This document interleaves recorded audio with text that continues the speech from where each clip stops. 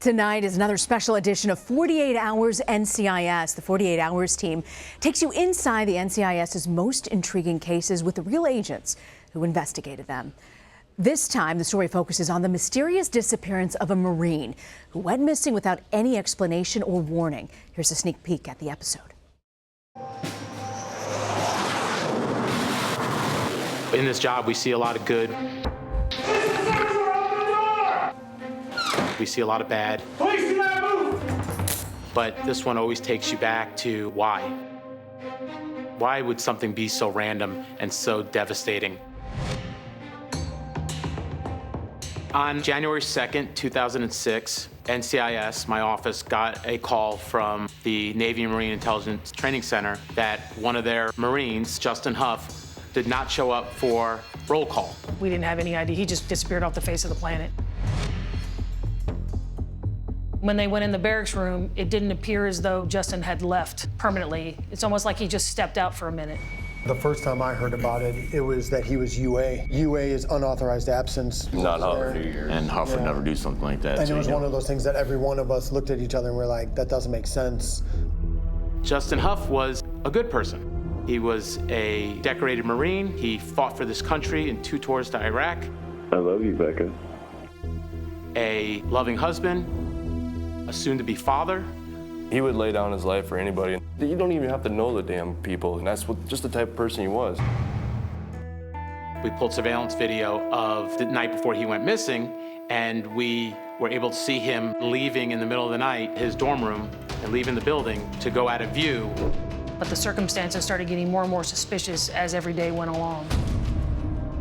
Someone called him in his dorm room and asked him to come out and talk to him about a sexual assault, and that person was portraying himself as an NCIS agent. Our first investigative duty was to look into whether Justin Huff was under any type of NCIS investigation, and we quickly learned that he was not. So we were wondering who this guy was that was posing as an NCIS agent and talking to Justin. Early on in the investigation, we had another name, Cooper Jackson, but we didn't know who he was, and we could not make any correlation between him and Justin because they did not know each other. Cooper Jackson was a good-looking young man, kept himself in good shape, worked out all the time. He was an intelligence specialist in the Navy, which you have to be pretty smart to do that. Very polite, always yes sir, no sir. I mean, just to meet him, you wouldn't think anything out of the ordinary. On paper, Justin Huff and Cooper Jackson seemed very similar. Both all-American boys. One was a Marine, one was in the Navy. As the investigation continued, there was a very strange connection between Justin Huff and Cooper Jackson that we could have never predicted. There was another individual that came into the picture by the name of Samantha. Samantha wasn't a real name. Oh, I saw the pictures of the young lady. Some of them, she was in a devil's outfit for Halloween. You know, some pictures were naked. She portrayed herself as a blonde-haired, blue-eyed, 5 feet, gorgeous young lady. What Samantha was doing is what we now know as catfishing. And it basically involves creating a persona that you're not. And then Cooper became smitten with her. They were romantically involved in a phone relationship, but they had never met. It didn't sound real, the whole story. Sounded fake. That's like movie, TV stuff, you know? I mean, the whole thing started as a lie. That lie just kept getting bigger and bigger and bigger. And I don't believe, she knew what could have happened or what did happen. We could not find a correlation between Samantha and Justin, and that's what we needed to investigate. I think Samantha was the catalyst for this whole tragedy. But for her, none of this would have happened. Joining us now is Susan Zirinsky, the senior executive producer of 48 Hours of the new series, 48 Hours NCIS. Okay, just sucks you right in when you see these images. This story, if you pitch this as a Hollywood elevator pitch, as a movie, I would say unfathomable. Essentially, you have these 2 handsome young soldiers, both intelligence school at Oceana at the Oceana base in Virginia. They don't know each other, but the catalyst for this crime ends up being this woman who is catfishing, pretending to be somebody she's not. She randomly calls the base, and she's done it before, and she tries to get somebody on the phone, and she tries to engage them in the phone conversation, and then she builds this persona, as you saw in the excerpt, of a person she's not. Samantha was anything but a young, sexy, wealthy girl from a family. She ends up being more than 300 pounds. Wow. And this was, but here's what happens. The young sailor, Cooper Jackson, had never had a relationship. He falls in love with this person he's never met on the phone because of the pictures and the image. He tries to meet her. She keeps pushing him back because she knows what's the truth. So this is a whole series of lies and fiction that ends up leading to murder. She gets panicked that she's going to meet this guy that she has had a telephone relationship with. So to push him off, she says, "I'm sorry, I've been to a party, I have had a relationship with somebody else." And Cooper Jackson doesn't believe her. He believes she's covering up that she was raped. This is all in the soldier's head. And he goes about trying to find this fiction person who ends up being this very innocent Justin Huff. Served 2 terms in Iraq, was married, was in the intelligence school, and his wife was pregnant, so he was a father-to-be. This is an unfathomable tragedy because an innocent person is murdered based on a series of lies, based on this woman as a catalyst for murder. And ultimately, Z, where does this end up? Oh, you got to watch it. If I tell you everything, it's like, why would you end up watching? I do have an interesting little sidebar on this story.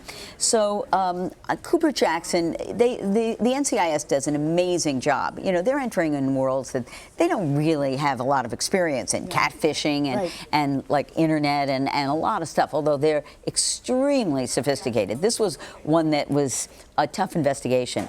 But the attorney that ends up representing Cooper Jackson, the guy who believed the woman he'd never met was raped and then goes about avenging her sexual assault. The attorney that represents him is a guy named Don McCary.